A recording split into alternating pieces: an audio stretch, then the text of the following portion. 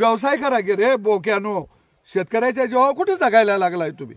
म्हणजे गोरक्षक एक व्यवसाय झालाय. हा, गोरक्षा हा एक व्यवसाय झालेला. तुम्हाला गोरक्षक आमच्या गाई राखायचा अधिकार काय रे तुम्हाला? तुम्ही काय चारा पाणी घालता?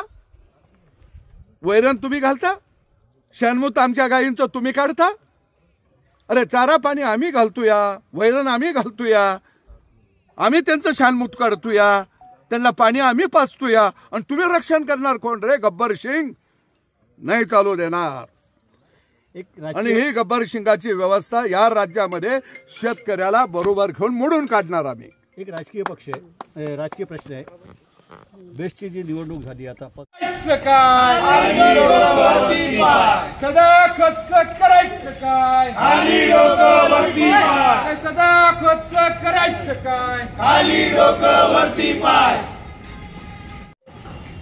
गो ब्राह्मण प्रतिपालक राजाधिराज छत्रपती शिवाजी महाराज की जय. संभा की जय बोलो. शिवा की जय बोलो. शिवा की जय बोलो. संभा की जय बोलो. अरे सदा भाऊ खर्च करायचं काय? खाली डोकं. सदा खोचा निषेध असो. निषेध असो. निषेध असो. सदा खोचा निषेध असो. क्या सदा.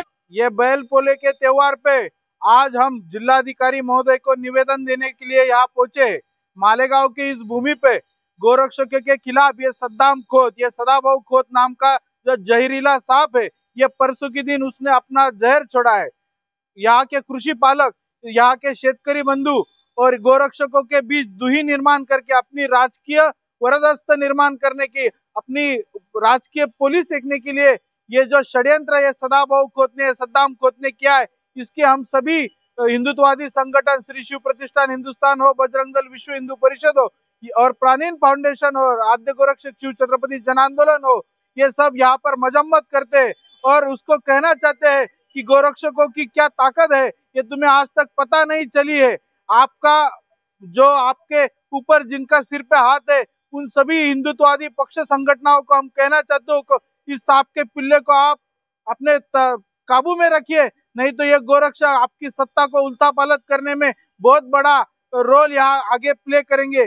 और उसके साथ साथ अगर इस पर कार्रवाई अगर महाराष्ट्र की ये हिंदुत्ववादी सरकार, हिंदुत्ववादी पक्ष संगठन अगर नहीं करते हैं तो हम यहाँ मालेगांव से निकलकर महाराष्ट्र के सभी गोरक्षकों को इकट्ठा करके मुंबई पे धड़क देंगे और उसका जो वाकया आपको सामने आएगा उसकी उससे जो कायदा सुव्यवस्था की प्रश्न निर्माण होगा, इसके लिए संपूर्ण प्रशासन इसके लिए जिम्मेदार रहेगा।